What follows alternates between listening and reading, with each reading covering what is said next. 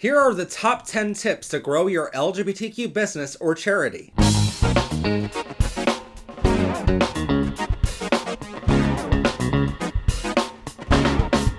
Be sure to check out our Event Vendor Masterclass where you'll learn how to design and build an amazing booth to bring in sales and donations. This course comes with hours of professional advice and downloadable resources, linked below at ProfessorPride.com. With Pride season coming up, small businesses around the world, including ours, are preparing for the busiest time of the year.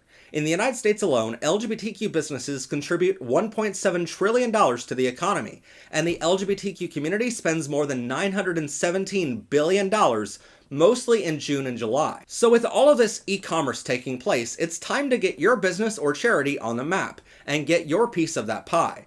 But how do you get your foot in the door and compete with the big box stores trying to steal pride away from our community? Well, I started my company nearly 24 years ago, and nowadays our website gets thousands of visitors each week, and our vendor booth at Pride events is easily the busiest of all vendors at every event we attend. That's why today I wanted to share with you some of the biggest lessons we've learned the hard way so it's a little easier on your path. Number 1, build yourself a professional website. Whether you go to events or you advertise solely on social media, you need one central place to send all of your customers to.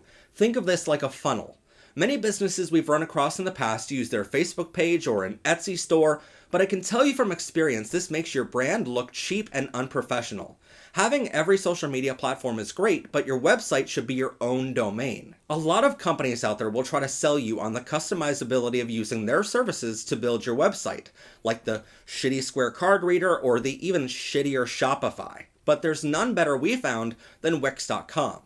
Their premium plans allow you to sell products, allow customers to schedule meetings with your availability, and you can easily take donations of any size on a one-time or monthly basis. They integrate with YouTube, TikTok, and many other platforms. Plus, unlike other website platforms we've tried in the past, they offer product-based shipping calculations with integrations directly with USPS. This means you don't have to figure out how much to charge for shipping on each order. The website does it for you and allows you to print a postal label right from your website. We've used other web providers in the past that made us figure out shipping for each order, but since we've moved to Wix.com 2 years ago, we've been able to offer our customers severely reduced shipping prices compared to years ago. For the record, Wix is not sponsoring this video, we just really like their services and customer service. Plus, they also have an amazing POS system, which we use at events, which integrates directly to our website, so it keeps track of all of our inventory, even at events. Number 2, if you're shipping items out, do not use UPS or FedEx for your packages. Their websites will tell you they're the best for small businesses, but after opening a UPS account for our website more than 4 years ago, we spent weeks working with our account representative and spent hours in a mandated class on how to use their services, before we found out they were extremely expensive, even with small business discounts. We actually did ship one package with them years ago once our account was set up and we passed their course. But while the package was delivered, we still to this day don't know how much the shipping fee was because they don't let you know how much the shipping fee will be until it's delivered. According to our account representative, they just charge your credit card without ever sending you a notification. That's not something they like to advertise on their website, but if you open a UPS account, you'll likely see the same result we did, and we've heard similar things from FedEx customers. So do yourself a favor and just use the United States Postal Service, or USPS, or others in your country, which offer lower prices anyway and have more drop-off locations. But don't fall for their flat rate boxes because they are expensive to ship. Just stick to the click and ship program on their website and you'll be fine. It's a lot easier for you and better for your customers. Number 3, stay organized. When I first started out, I had just 2 products available to customers at events and online: a children's book and a single sticker. And I know when you're first starting out, it doesn't seem like a lot of work to figure out how much these 2 items cost, how many you have in stock, and so on. But your business will grow faster than you realize. Before we knew it, we had over 500 SKUs and dozens of manufacturing partners to keep track of. That's why I literally could not operate my business nowadays without an Excel sheet. If you're just starting out and can't afford a $100 program, at least use Google Sheets, which is free. This will allow you to give each item a unique SKU number, description, track its inventory, and figure out how much it costs. Remember, everything has a cost, and while we have over 70 pins available, they're not all the same. For example, we have to figure out how much it costs for a business card to put each pin on so it's presented professionally when our customers open their package. We factor in how much it costs for a shipping label, the printing of a postal label, the envelope or box we're sending it in, and any shipping materials like bubble wrap or tape. Oh, and don't forget a thank you card with a customer survey and returning customer coupon code. All of those items have a cost to them, which you need to factor in, and every gram of weight makes a difference to your shipping price. So this small pin over here won't ship for the same price as this bigger one over here. Number 4, seriously, do not worry about the transaction fees. I cannot tell you how many restaurants, small businesses, and vendors we've seen who charge an extra 3% if you use a credit or debit card. It annoys the out of everyone and will cost you tons of sales or donations. Just the other day, my husband and I walked into a new restaurant in town that just opened. They had a sign saying they charge a 3% fee for cards, and their tables were sticky like they had never been washed.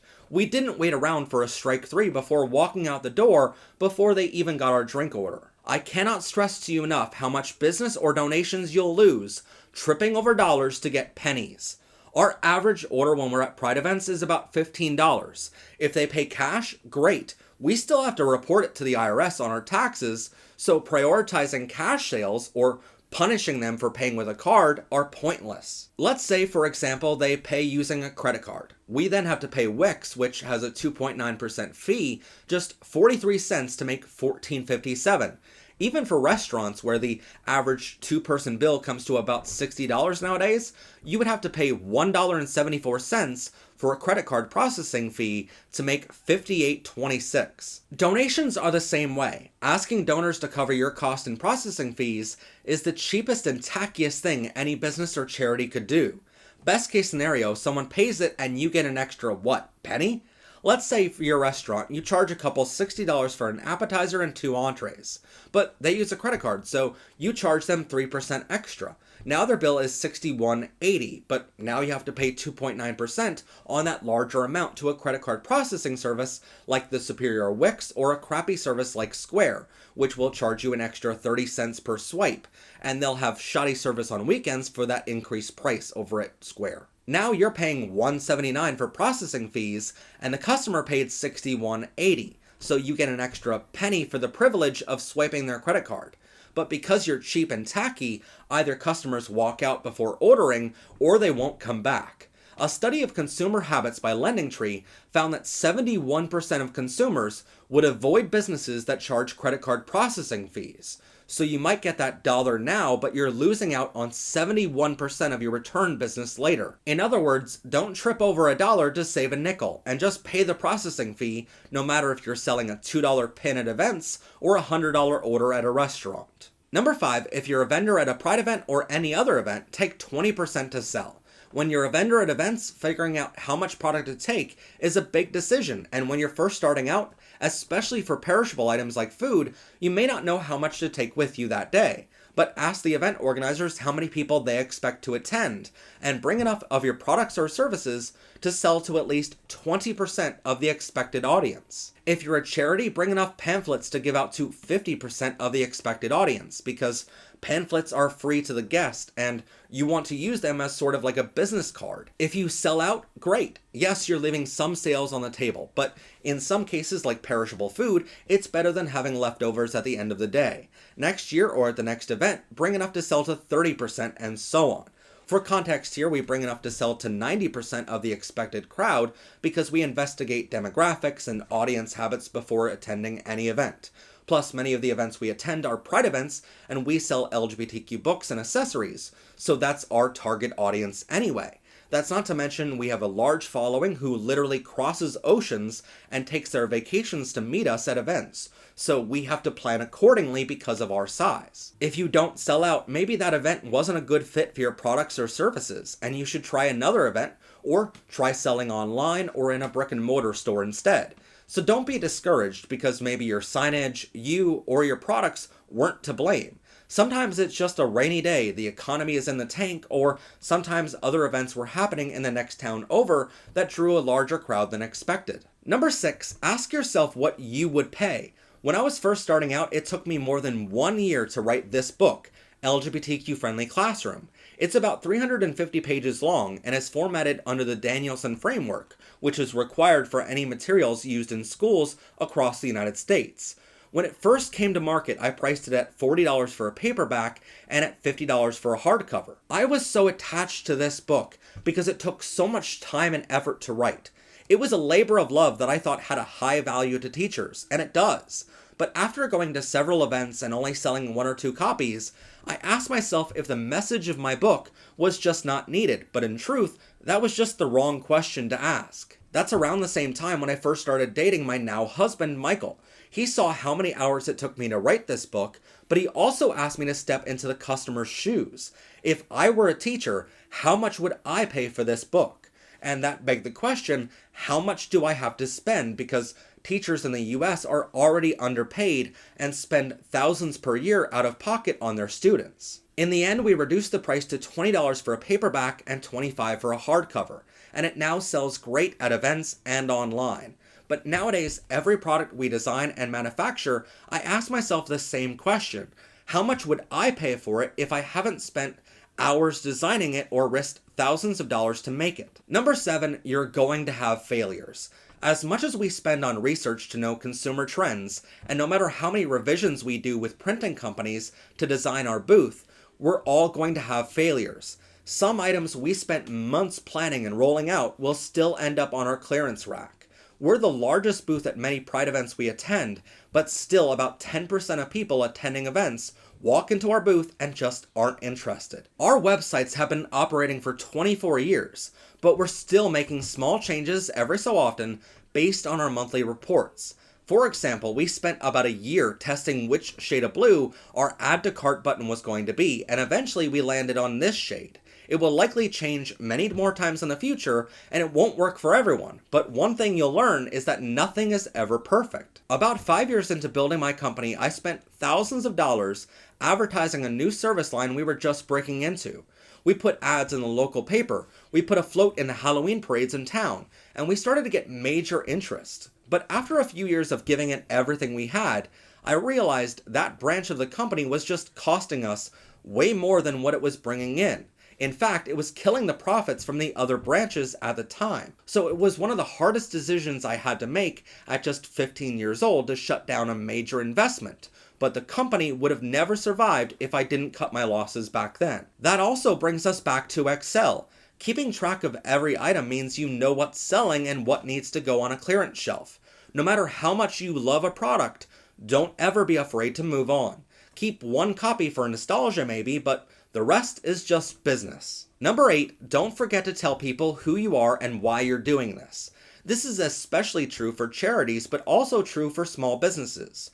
Explain to people why they should support you instead of someone else. Let's say you run a homeless shelter. There are tons of homeless shelters in major cities, so why should people donate to yours? Well, you can open your doors to LGBTQ people in an area that is dominated by religious shelters which either turn them away or push them to conversion therapy once they're inside.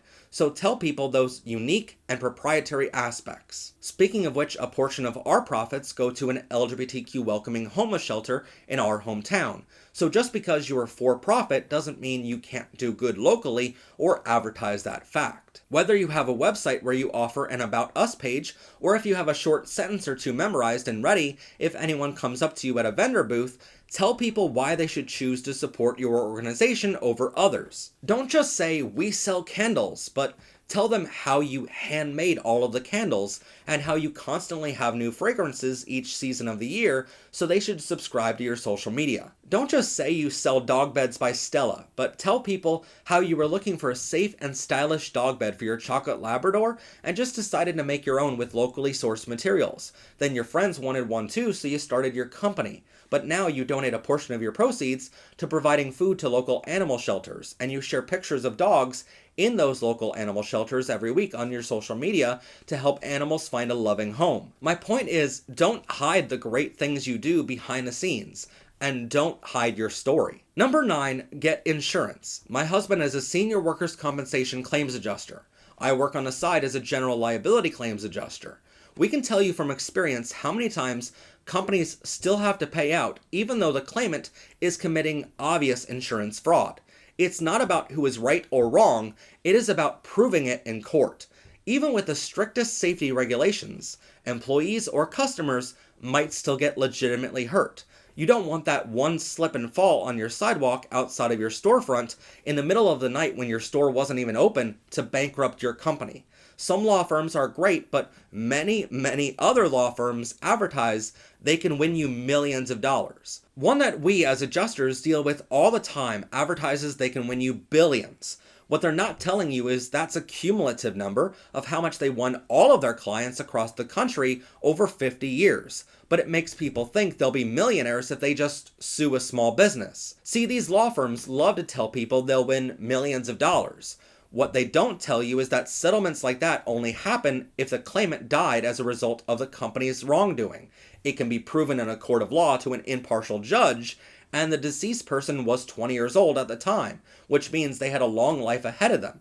Law firms love to leave out those details from their commercials, so it makes workers and customers think they can sue for anything and become millionaires. My husband Michael hosts another YouTube channel called Workers' Comp Adjuster if you're interested in hearing more about that. But my point is, insurance is inexpensive, usually about $1 or $2 a day, to cover you for literally millions of dollars if you get sued. So it's just not worth the risk not having general liability or the far superior BOP or business owner's policy to cover what you do. Number 10, data is everything. If you've ever watched Shark Tank on TV, you've likely heard the sharks ask business owners about their numbers. How much do you buy it for? How much do you sell it for? All of that good stuff. But growing your business means knowing a lot more than just profit margin. In order to know which products to make, which of our designs will sell best during which time of year, what shade of blue our table cover should be in our booth, where to place those products on our website, or how to present them in ads in our videos, we have to know a lot more data. We use analytics from the back end of YouTube and our own website, our own customer surveys, and leading organization surveys to track everything about our business. For example, we could tell you how many of our customers are gay males living in a major city like San Francisco, California, or we can even tell you how many transgender women from a relatively small and poor city like Southampton, United Kingdom, check out our videos. My point is, you have to know your data. So ask your audience of customers to help you with this. You cannot start swimming until you know what size or kind of pool you're swimming in. So ask people about their sexual orientation, gender identity, age, income level, or any other demographic data set you think can be helpful to make your organization grow in an online survey using a free program like Google Forms or your own Wix website. Next, assemble that data into a data Bible like this one that you can use to make any decision moving forward. We assembled over 282,000 responses from a study that we do every other year into this data Bible, which we use every day to help us make decisions on every move we make, including making this video. Last but not least, if you're looking for even more tips for collecting donations or making sales at events as a vendor during Pride season, check out our Event Vendor Masterclass on our website linked below. And if you're interested in learning more about insurance, check out my husband's channel at Workers' Comp Adjuster. If you'd like to support our show, check out ProfessorPride.com for hundreds of ways to show off your pride. Check them out now along with our LGBTQ books, magnets, pins, umbrellas, digital downloads, and more at ProfessorPride.com. Special thanks to our members and subscribers this month who proudly support our work providing LGBTQ education and resources. Please subscribe to our channel or click on this video to continue enjoying Powered by Rainbows.